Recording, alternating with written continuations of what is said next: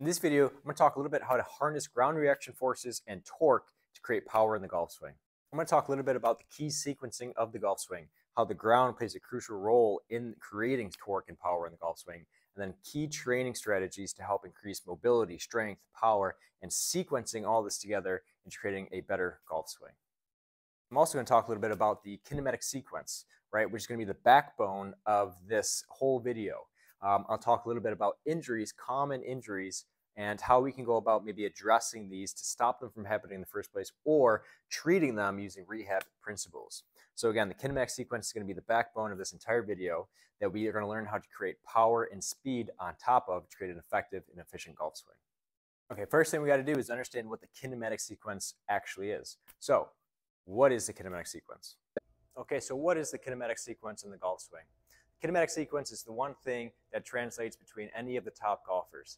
Though they have different swing characteristics and different things you might see on video, there are some things that are consistent between all the great ball strikers. One of those things is the way the body moves and the order in which it moves. Okay, so one important thing in the kinematic sequence is understanding what moves first. We're really going to start here mostly at the top of the backswing. So once we get to the top of the backswing, what moves first as we start to come back down? The answer is the pelvis. There's four things we're looking at: the pelvis, the thorax, the arm, and the club. Okay, so what we want to know at the top of the backswing is, can you create separation from your pelvis and your thorax? Because we need one to move relative to the other. We also need to make sure that it's the pelvis that's moving first. Once the pelvis starts to move, it's also the first to start to slow down, because as the thorax comes around, this starts to slow down as it slingshots our thorax. Next, after the thorax, to start moving, is going to be our shoulder. We need to make sure we have good shoulder range of motion, that we can get into that last end range piece of motion here in this right or backside shoulder. So after our pelvis stops, our thorax comes along, and then it's our shoulder that will start to move as well. And the last to get slingshotted is the hand and the club. That's the kinematic sequence in the golf swing. Now, that's the kinematic sequence. What is the kinetic sequence? Again, kinetic will describe the forces that we're putting into the ground, the forces that are actually created in the body to create the motion, the kinematic sequence. Kinematic sequence is the motion. The kinetic sequence is the forces behind the motion. So how do you describe the forces behind the golf swing, the kinetic sequence? What is the kinetic sequence? Okay, so what is the kinetic sequence? Well, the kinetic sequence, what we're talking about, is a little bit different than the kinematic sequence in the golf swing. So with the kinetic sequence is we want to understand better where the forces are coming from in the golf swing. So we know in the kinematic sequence how we want to see things move, but where can we focus on force generation? What can we move to create more force in the golf swing, essentially? So this is what all the best golfers do to create a forceful, powerful swing. They have their kinematic sequence down, and you can look at it in a different light, that being the kinetic sequence. So when we get to the top of the backswing, most of the best or elite level golfers, before they even stop rotating into that backswing, will start a lateral weight shift forward. So as they're still going back, we start to get that little forward weight shift. I'm kind of exaggerating here. That creates a little bit of that stretch shortening cycle like we did. So you can think about creating force in the lateral plane. That's number one, that lateral shift. Then as we come back around, what they'll do is start to tilt. So this is this kind of frontal plane torque. So we're creating force into this tilt. This helps bring the club down. After this, they start to twist, right? So this is that rotation. That's that transverse plane. It's what everyone knows about in the golf swing. They think it's all rotational around the transverse plane, but there's really also rotation in this plane, right? Like we talked about. There's also this lateral side-to-side glide. Now, of course, it's minimal. We don't want a ton of lateral glide, but there's a touch of it, right? So top of the backswing, as we're still going back, we still have this little slide, little glide, and then we have a little tilt, and then a twist, and then there's a little bit of a bend moment where you can think about where the golfer is just kind of bending a little bit. This is believed to help keep the posture or the angles of the golfer as we're coming into this downswing, to keep us from going into super extension position here, that there is this little extra bend. And then the very last thing that you will see after our slide, tilt, twist, bend is that vertical up, right? So as we come up, as we get to this position here, you see that extension through here at that knee and that vertical force, right? So that is the sequence of forces in the swing. We have this lateral little shift. We have a frontal plane torque. We have a transverse plane torque, that twist. We have another sagittal plane flexion. So again, flexion through that sagittal plane, creating force. And then that vertical force where we're going straight up through there. We're pushing that front foot away and this back foot backwards and away from you, creating that vertical and twist force. So that is the kinetic sequence. That's the forces, where the force in the swing is essentially coming from. It's important to understand that sequence of events to create as much force as possible in the golf swing. So we learned a little bit about, first, these lateral forces in the golf swing. So as we're creating lateral forces in the golf swing, what do we need to be able to do that effectively? Or what are some physical restrictions, again, on the physical side, that could be limiting your ability to be efficient at this lateral force? Well, hip mobility is a big one. We also have glute strength, which is kind of related to hip mobility in a big way. And then, of course, trunk mobility through here. So if we have limited ability to, again, shift into this hip, or for lefty shift on this side, same thing for the backswing as it is for the downswing. If we have missing access to hip mobility, then we're not going to coil correctly in that backswing. Same thing going this way. If we have limited access to hip mobility here, we will start to stand up before we continue to shift this weight onto this left side. Now, the glute and glute strength is related to this because it's the glutes that allow for this motion to happen. They also create that motion around the hips, depending on which direction we are going. They also play a major role in creating that stability at that hip, especially in this frontal plane, the side-to-side shift, that lateral force, is that this glute med especially helps to create this wall that we can post up into as we rotate through into the golf swing. So glute strength is really important for that. Then, of course, trunk mobility. If we don't have access to lateral tilt, it's going to limit our ability to create force into this lateral side, right? This lateral force. So again, trunk mobility, very important for creating or giving us the environment to at least create as much lateral side-to-side force as we can. Okay, I want you to try these next 3 drills if you're struggling to create lateral forces through here. That's going to work on improving stability and strength through the hips and the core. So core mobility, hip mobility, strength, stability, and putting it all together. Next 3 exercises, give them a shot. For this next drill, what we're trying to do is create or change the orientation of the pelvis and then get true hip motion on a kind of neutral pelvis and rib cage. So to do this drill, what we need is a wall that we can place our feet up on. What I want you to do here is drag your feet straight down, but let the friction of your shoes or your feet keep them on the wall. This should just activate your hamstrings a little bit. You can think about driving them down. We use that hamstring activation to lift our pelvis up or peel. Think about peeling your sacrum off the floor. We don't want to go super high up, just an inch or 2 off the ground. Your low back should still be flat to the floor. From here, we need to work on our breathing. So the breathing sequence for this is in through the nose, out through the mouth. And when you're inhaling, it's nice and slow. Think 5 seconds. As you're exhaling, another 6 seconds out through your mouth like you're fogging a mirror. The reason why we do it like that is that helps turn on your obliques. So you'll notice when you're pushing out every last bit of air right at the very end, that last 10 to 5%, when you're breathing out through your mouth like that, is it will just shoot your obliques on and we'll get less rectus abdominis. We don't want to crunch like this. We want to pull these ribs down and in by using our obliques to do that, and this is the best way to do it. So in through the nose, out through the mouth. We'll pull our hips back up. We're going to place a ball right here, and we're just going to breathe. Now, where we can progress this is we can start to swivel our hips. So think 1 hip down, 1 hip up. And we want to limit how much side-to-side motion we're getting at the hips. We don't want this. We want to just drive 1 hip down, 1 hip up, and then exact opposite.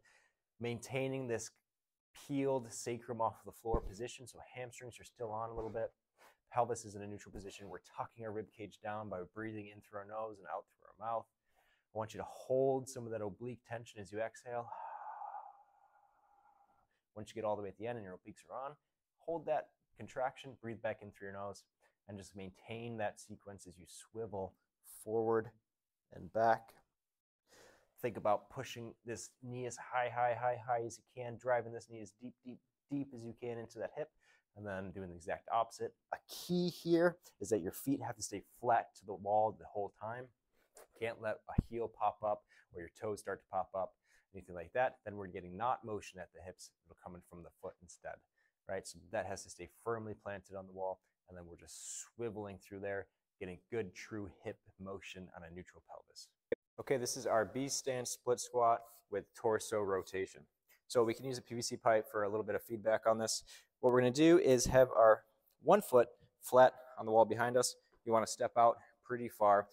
Do a little test split squat here. We're keeping our torso straight up. You should be going up and down like an elevator. So long as we have that comfortable, we have the right foot placement. From here, we're going to hold a PVC pipe in front of us. I hold it with one side a little bit longer than the other because I'm going to be rotating towards this side, and I could hit it up against the wall, so I'll just move it down. So we rotate towards the side where the foot is forward. From here, we're just doing a normal split squat, and then as we come up, we're going to rotate in towards that side. You're going to feel this side glute, groin, and quad light up, especially the glute. So again, we're starting a split squat. As we stand up, we rotate towards that inside edge. We're keeping the pelvis here relatively neutral facing forward as we rotate our trunk on top of it. Again, this helps work on that separation where we're able to rotate one relative to the other. Very important for that kinematic sequence, creating that X factor and stretch shortening cycle to create power and sequencing in the golf swing. So we do this on both sides. Again, we're going to strengthen and increase hip mobility. We're going to get a little bit of adductor or groin work on the front side leg, and then we're going to work on our ability to create separation between the torso and the pelvis. Give it a shot. Okay, this is our thoracic car exercise. So for this one, you can do it standing, you can do a tall kneeling, or you can be seated back on your heels like this. I prefer this tall kneeling position. Now, what we can do here is we can grab a soft ball that we do want to hold tight like this, or we can just grab our shoulders like this. And I want you to create some tension throughout your entire body as you do this.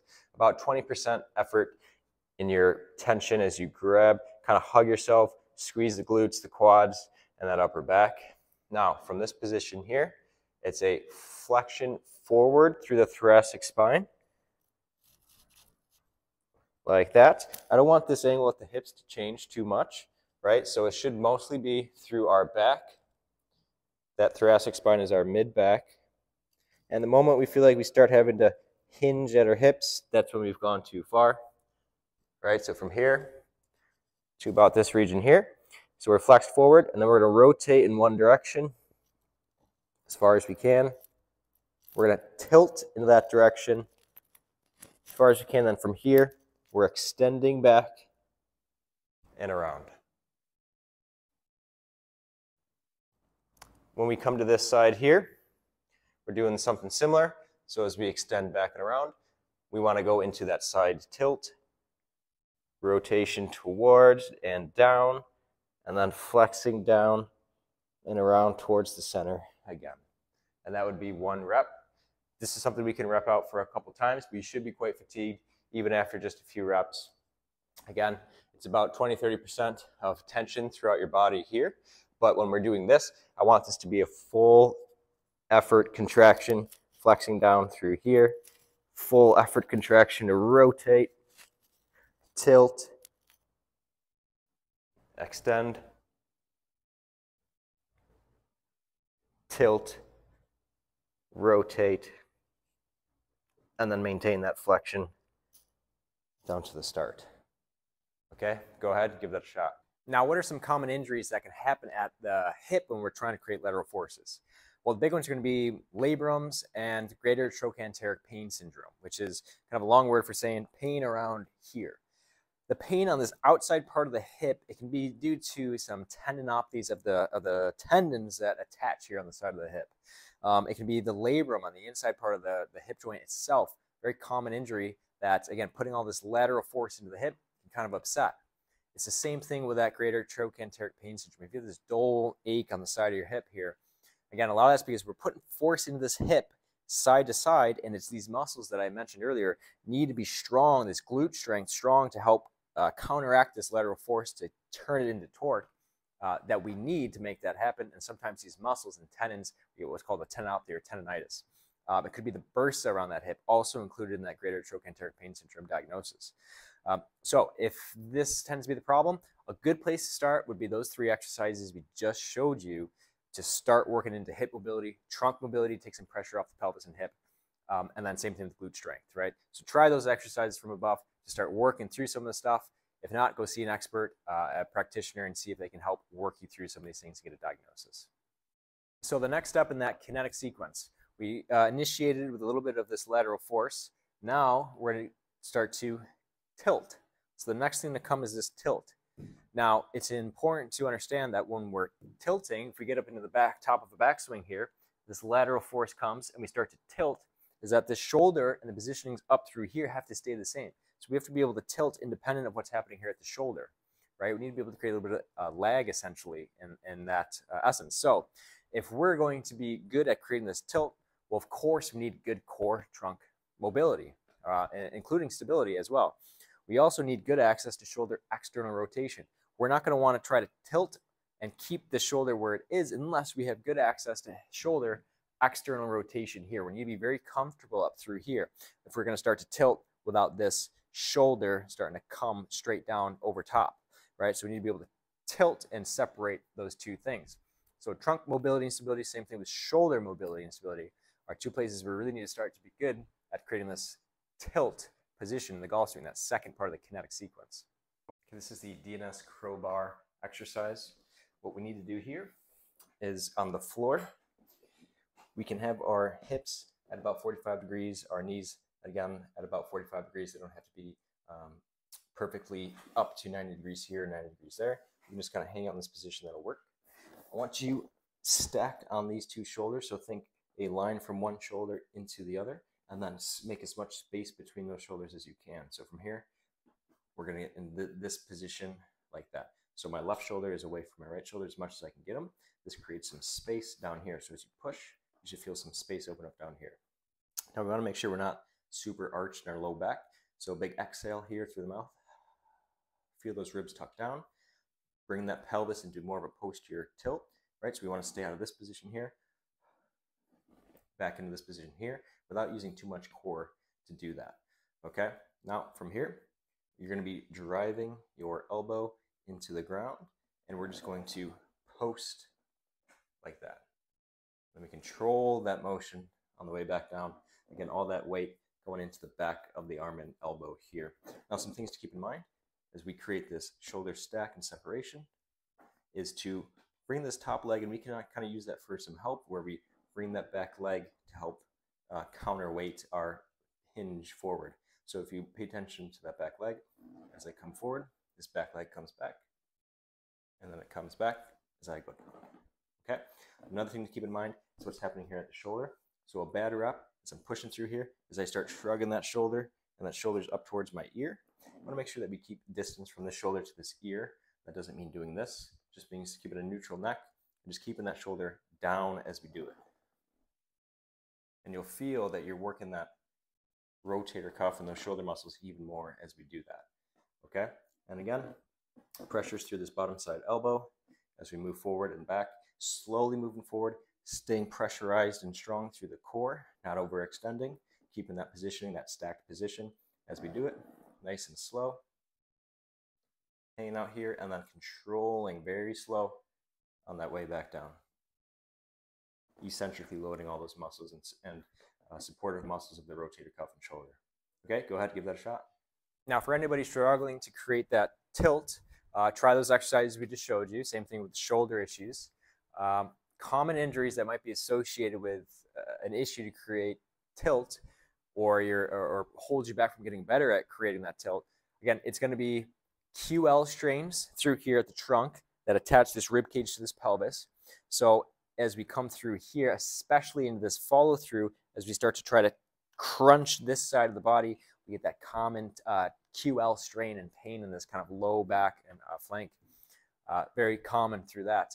Another injury is going to be some labrum injuries to this backside or trail side shoulder, right? And then any sort of rib or thoracic spine dysfunction where we just get pain, facet pain through the mid-back oblique strains, anything that's going to try to tilt us through here could be limiting or creating pain in that tilt part of the swing. So give those last exercises we just did a try. If, again, these are starting to bother you, if you're noticing any of these things, and if they're maybe not getting better from these exercises, go see a professional, get evaluated, and get a professional diagnosis. Now, it all happens very fast, but the next part of that kinetic sequence after we get this lower half coming and we can start to get this tilt is, of course, now we start to rotate. Again, we expect to see some lag between this trunk rotation and this backside shoulder, which means to be really good at creating this rotation through here, of course, again, we need core rotation or trunk rotation, this thoracic spine and rib cage, and trail side shoulder external rotation, which means mobility and strength / motor control. We need to be strong. We need to be able to hold ourselves here even when the rest of the body is going around. If we don't have that mobility, it's impossible to do it. If we have the mobility but not the strength, then we're going to find ourselves doing this anyways. We don't have the strength to hold that position when everything else is firing through. So try these next exercises here to work on trunk mobility, spine and ribcage mobility and rotation, as well as shoulder external rotation mobility. Okay, for this drill, we're using the 3D band. What we need to do for this first one is the band goes around in front, comes around behind, and then we wrap it around our lead side shoulder. So it's underneath this backside arm, wrapped around this lead side shoulder, and comes around in front. We step out until we get good resistance in the band, or you can attach this to some cables to get consistent resistance. First thing we want to try is this staggered stance position here, where we are perpendicular to the vector here at the band. So first thing I want to do is get these hips to sink back a little bit, and we want to maintain this position. I want you to think chest over, or maybe sternum over foot the whole time. We're going to reach towards the band, and then we're going to rotate away from the anchor point. Again, my chest or center of mass is staying over this foot.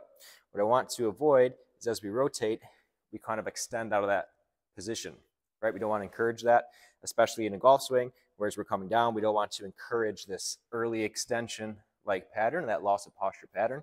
Instead, we're staying over top of this foot, and we're rotating out of that position.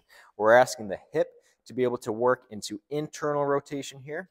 We're asking the T-spine to be able to rotate towards the left. And then we're asking this glute to be able to use it to create external rotation. As we rotate out of that, you'll feel that glute start to work a little bit.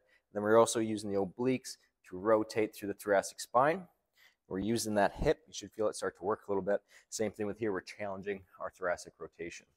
Another variation of this is if we square up to the anchor point, we can do something similar. In fact, what I like to do is use a foam roller to help create stability at the pelvis and the hips to keep me anchored forward. So now we're working a little bit on separation between pelvis and trunk, where we're going to rotate towards the anchor point and then rotating the T-spine out and away. Again, the hips are staying relatively square to the anchor point, and we're rotating that trunk on top of it. This foam roller helps us keep that orientation forward at the lower body. Okay, so here are two variations, one where we're trying to work on separation, and the other one where we're trying to work on integrating different muscles into allowing us to get into rotation in a certain position, and then using that muscle to pull us out of that rotation. And we're kind of integrating that lower body with the upper body. So go ahead, give that a shot. Okay, this is the FRC shoulder external rotation pails and rails. So for this exercise, you need a floor and something to bolster our hands up onto. What we're going to do is lay flat on the floor. You're going to start with your hands elevated close to as much what we call external rotation as you can. So my elbows here are at 90 degrees. My shoulder is at 90 degrees. This is our starting position. I have my hands about as high as I can get them. This should be good right here. If I had less range of motion, I'd have to start somewhere like here. Or if I had a ton more, I could even start way up here. But this is most comfortable for me. So I'm going to start right here. Here, the exercise is going to be 60 seconds. With your head relaxed here onto the ground, you should be pushing down into here these blocks. We're going to ramp up that pressure over 60 to 90 seconds from a 2 out of 10 to the very end. Is going to be a max effort push down into these blocks. After that, we're going to work on doing some lift-offs. So after that 60 or 90 seconds, I'm just going to raise my hands slightly, hold for a second, then let them back down. Do the same thing. A second lift-off, getting as much external rotation as we can, and letting that come back down. So here we're working on strengthening our shoulders' ability to do external rotation and internal rotation at an end range. In this case, our kind of close to our end range external rotation. We're working on strengthening, getting the body used to being in that position, letting the brain learn what it feels like to contract muscles and control this range of motion. Okay? So we do about 5 liftoffs, and then we can repeat for sets and reps like that. Go ahead, give it a shot. Now, what are some common injuries that could be holding back or might be brought up from trying to rotate through the trunk? Well, shoulder labrum, again. If we have any injuries or issues at the labrum or this rotator cuff and this trail side shoulder, those might come up in our ability trying to create rotation and separation at the shoulder. Same thing with any sort of oblique strain and QL strain that we already talked about. Be very common here as we start to rotate through that, those things start to flare up a little bit. And again, we can start to get some low back pain, that kind of common chronic low back pain as we start to twist and rotate through here, that we might be jamming some facets in that low back if we're not doing it correctly, or we don't have access to good core stability when we're rotating through, that we start to irritate that low back a little bit. Disc injuries, things like that throughout the spine could be common from our ability that we're trying to create torque into rotation through the golf swing. So again, if you're dealing with anything like that, try those exercises we just showed before. And again, get evaluated by a professional if things aren't getting better or if things are getting worse. Get a professional diagnosis. Okay, now it's very subtle, but another motion we get here on the downswing, right kind of before impact, is we get this tilting moment here at the pelvis. So it's almost this lumbar flexion and tilt right here. This helps keep things on plane. It keeps us from early extending as we stay back as we rotate through. Now, that ability to create tilt there requires lumbar flexion and also pelvic stability motor control. So a big issue with a lot of people here is they don't quite understand how to control the pelvis in that sagittal plane, which is this forward and backward plane. Also, people tend to have lost access to spinal flexion here at that lumbar spine. Many reasons for that, but what happens is those paraspinal muscles there that surround the spine low back, they get so chronically tight for so long that they hold things down into compression, which kind of holds us into this extended state, that anterior pelvic tilt. What we want to do is put some length back into those erector spinae, these muscles through here, so we can actually tilt again into the golf swing when we need to. Okay, so try these exercises coming here to try to address what's happening here at the pelvis so we can bring some tilt back into our kinetic sequence. Okay, this is our supine cross connect with hip lift. So what we're doing here is our supine cross connect, which would be opposite elbow and knee reaching towards each other like this. What we like to do is put a ball or a yoga block in between, pin that yoga block, and then from here, we're just doing our normal cross connect. So hands should be kind of hovering above your head. This foot should not be out towards the midline or out towards the side. Try to keep it in line with the knee. And then from here, we're just breathing in through the nose, out through the mouth. Big long inhale, big long exhale like you're fogging a mirror. You should feel that exhale tuck and bring your ribs down, down, down. I want you to hold that tension after the exhale as these ribs tuck down and try to keep them there, holding that ab tension as you breathe back in through your nose. Again, nice and slow, slow, slow.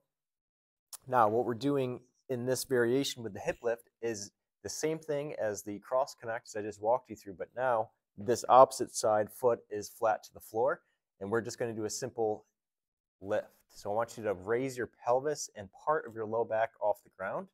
We're pushing through the heel of that flat foot, getting some glute activation here on my right side, and then we're holding the same position. Everything else is the same. In through the nose, out through the mouth.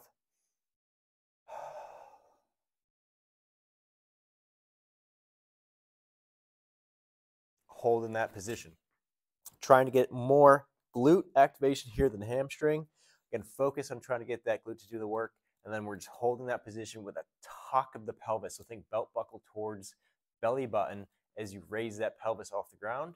We're trying to stay out of this extension state at the low back and instead extension at the hip, which means we have to pull that pelvis back up and keep this position as we hold and breathe through there. That is our supine cross connect with a hip lift. Give it a shot. Okay, this is the reverse crunch. Key concept in this exercise is we need to keep that low back nice and flat to the floor and create pelvic control there, okay? So if we're not unable to do this drill with that in mind, then we can't do this exercise quite yet. We need to maybe regress to a dead bug variation of this. But again, this is called the reverse crunch. We have a band wrapped around each ankle. It should be not too much tension in that band. This can get pretty difficult pretty quick. So our starting position, you can think of it almost like a dead bug position. I want you to get your knees up like this. What we're gonna do here is let these bands pull our legs down, and we're controlling this low back. So I want it nice and flat to the ground. The moment we feel like we can't control that low back and it starts to, or our pelvis starts to tilt forward, or that low back starts to come off the ground, then we've kind of reached our limitation here in strength stability of that core and pelvis. So we want to work and progress that over time, but we're going to go to that limit, that position where that low back really starts to arch off the ground. So right about there, if I feel that low back, I'm losing control and I can't quite keep it where it needs to be, I'm going to stop there and I'm going to bring those knees right back up.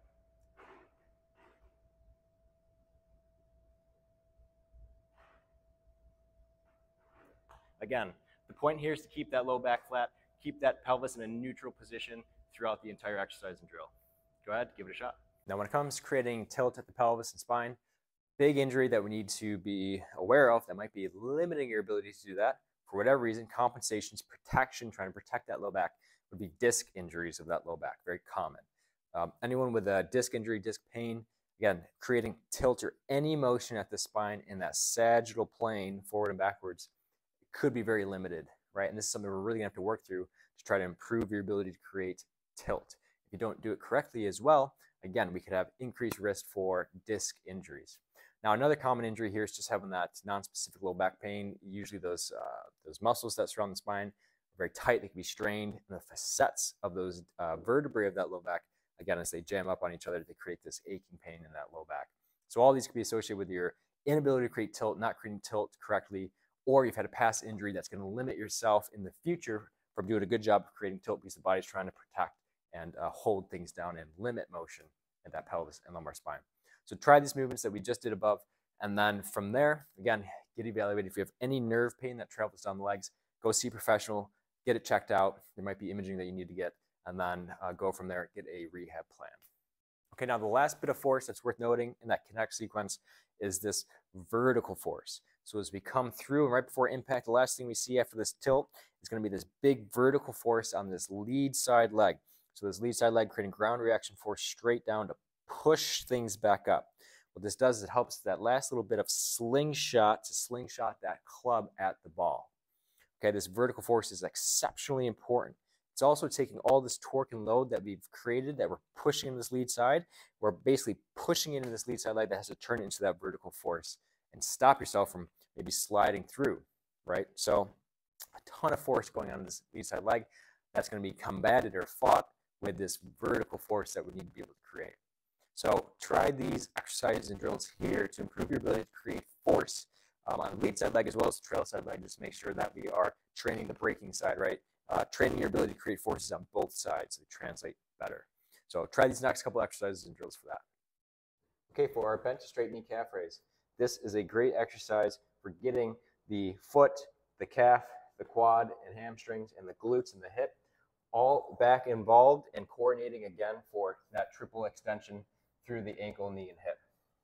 Okay, so for this exercise, what we're going to do, if I'm starting working on my right foot, what we're going to do is we're going to be pressed up against the wall like this. We'll start in this position here, where I have my heel off the ground, and I'm raising my left knee towards the wall in front of me. From here, I'm going to bring this leg back. We're going to bend this stance knee. This heel can come closer to the ground, but don't let it touch the ground. And the key here is getting a big stretch in this right side glute. And how we're going to do that is by kind of twisting my body a little bit towards my right side. And that'll put a big stretch on this right glute. And what we want to do is feel that stretch, and then we want to contract through that stretch as we come back up. And again, we're letting the heel come a little bit closer towards the ground. We're stretching that glute, and then we're pushing our toes into the ground, bringing the sole of our shoe towards this wall, bringing our laces towards that wall, and bringing this hip up and towards the wall. And again, heel comes down a little bit. Knee starts to bend as we come down, stretching that glute. Up. Okay, and then the same thing, opposite side.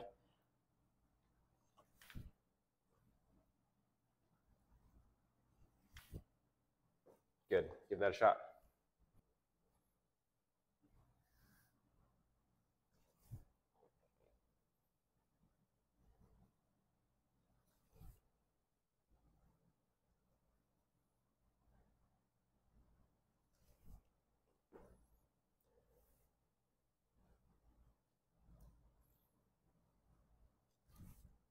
Okay, for this slouching split squat, what we're gonna do is we're gonna be in a split squat position, but this back leg isn't going to be kicked out too far, just kind of hanging out.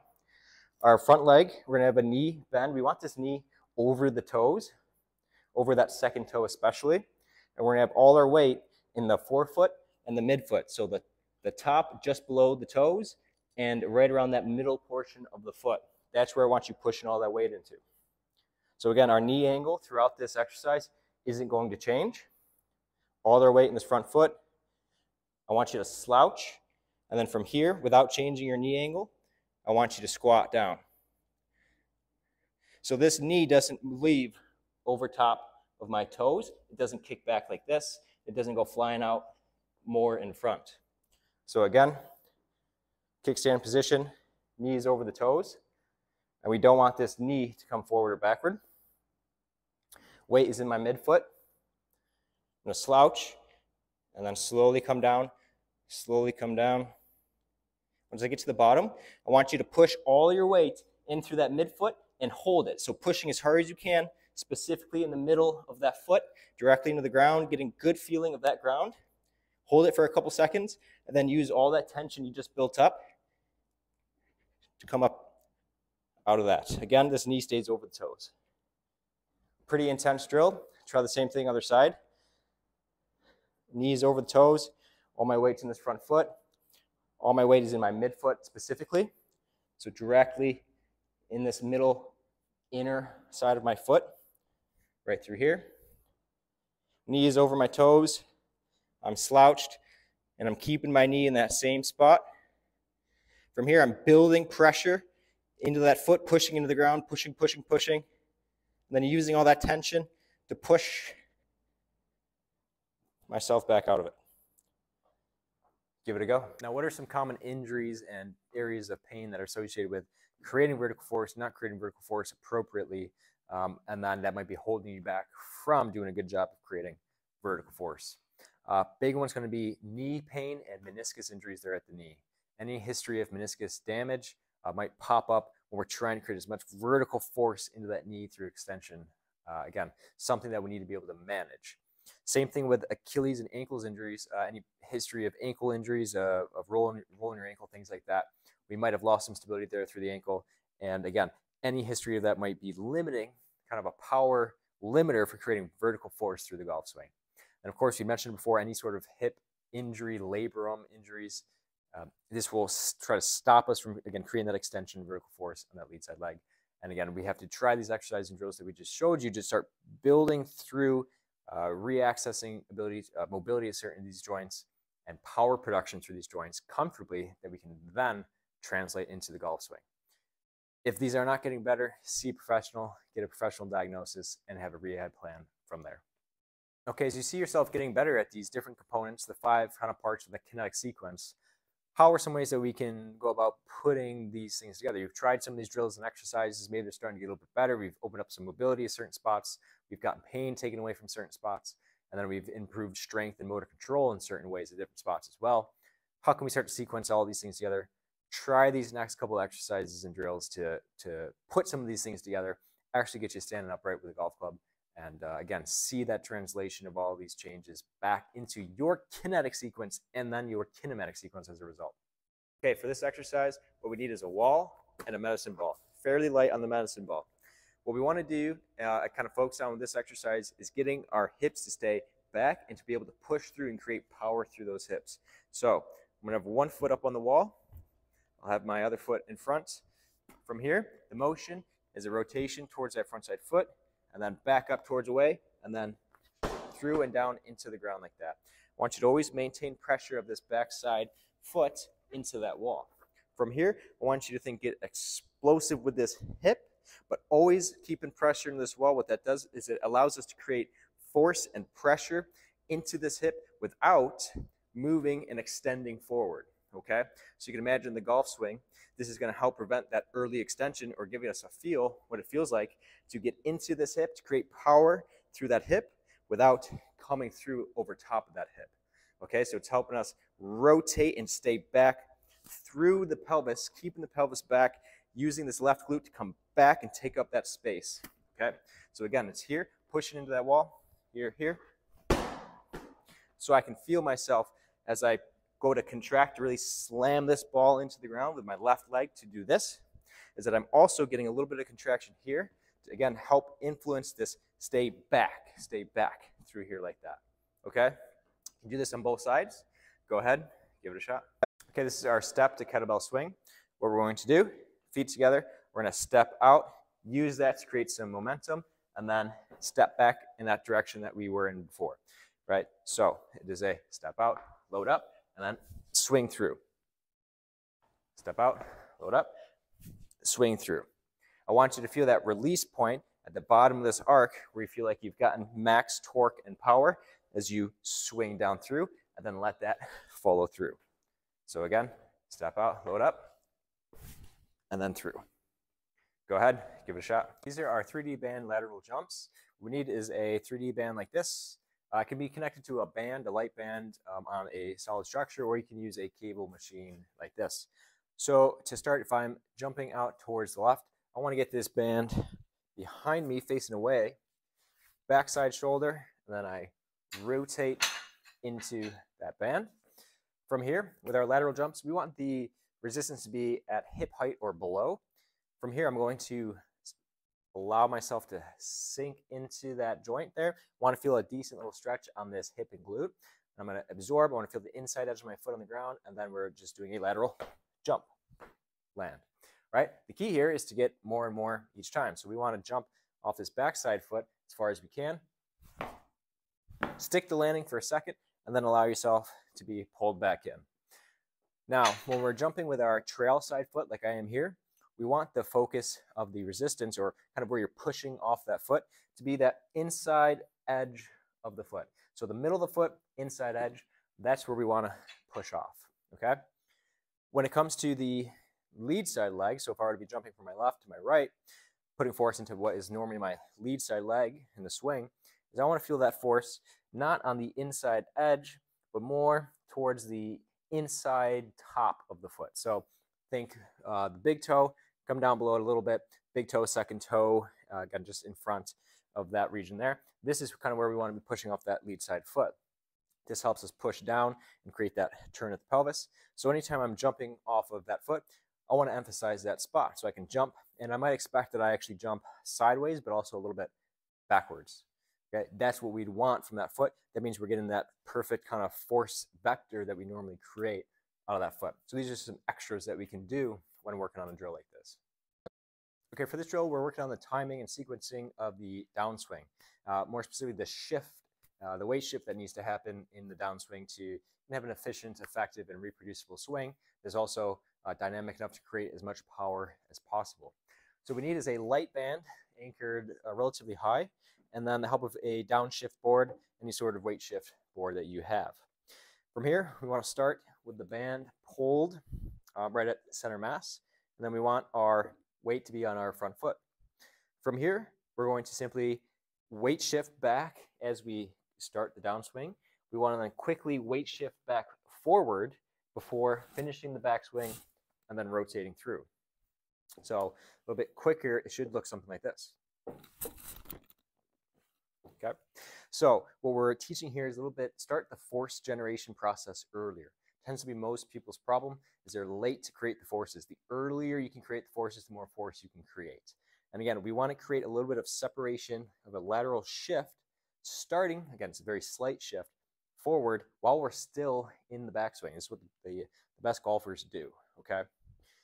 Now, again, we need a very light band here. What the band does is it helps to cue us, or it kind of helps us into this upper body backswing. It keeps us pulling backwards. And then all we have to focus on is separating this. So creating this forward weight shift with our lower extremity while the rest continues to kind of move backwards. So it really does help this process along before you try to do something like this without any sort of assistance, right? So with just a club. And so what you can do is, again, we use this band to help keep the body, upper body especially, moving forward while we get to focus on this forward weight shift in the lower half. And then again, it just kind of helps pull us into more of a backswing position, more of a full backswing position. Again, it's not perfect, it's a little bit limited, but it's a little bit of an assistance to keep us pulling backwards as we start to shift weight forward. What a lot of people will like to do is they'll stop their backswing short the moment they start to shift forward, right? Or they're just especially late to start that forward shift. So what we can do here is use this band to help keep us moving in that backswing the moment we start to shift our weight forward, okay? So it'd be a very useful tool for that. So this is a great exercise or drill to start to work in a series of drills to help improve your forward weight shift in the golf swing. Give it a shot. Okay, this is our load lead side drill. So this is a drill we can take to the course after we've worked on mobility, strength, motor control, power, integrating that into the swing, and then at the very last stage, integrate that into the golf course itself, right? So what we do for this load lead side is we're trying to work on our ability to create weight shift, which means we've taken advantage of our ability to abduct or adduct at the hip, to shift the pelvis, to be able to load and rotate into that hip, and to be strong to do it. We've also integrated that in by being able to put all these things together fast, which is power, and integrate that timing so that it all happens when it needs to. Now, on the golf course, what we can do is a drill where we're going to try to load up this lead side leg. Say maybe 90% of our weight is on this lead side leg, and then we just go about otherwise a normal swing. When we do that and we keep this weight here, we've taught ourselves what it feels like to shift into this leg. So we start there, we go into our backswing there, and then we go into our downswing, and we're there already. So this is forcing us to feel all the things that we've worked on in the clinic and in the gym, and now we're going to feel it on the course while we're swinging a club and hitting a ball. So when we're at the range, this is a drill that's going to say, hey, we've done so much to teach you and to give you the ability to be good at and strong at shifting in this frontal plane side to side just the way that we want you to. Now, you might not know what to do when you're out on the range to actually do that. Instead, you might kind of go back to what you were doing before. So a way to teach you to feel what it's like to actually take these things and apply it to the swing is we're just going to do this load lead side leg, right? And now we know what it feels like to be shifted into that side and really strong through there. Then you can go back, do whatever other drills that you're doing. But again, this is a great drill to add in if something that we've been working on is this lead side leg shifting in this frontal or side to side plane. So go ahead, give it a shot. All right, thank you for watching. So I hope you found some of these exercises and drills useful, the explanation behind some of these. Again, remember, the body makes the swing. So we need to make sure that we're addressing the physical side of the swing, and then we can take a more capable body to the range as we start to practice and do things like that, working with a professional. If you found this video helpful or some of the drills helpful, or you have any questions, let me know in the comments. Be happy to help. Shoot me an email. Again, always willing to respond and help anyone out with any questions. And share the video to anyone you think might find it useful. And like and subscribe. Appreciate it.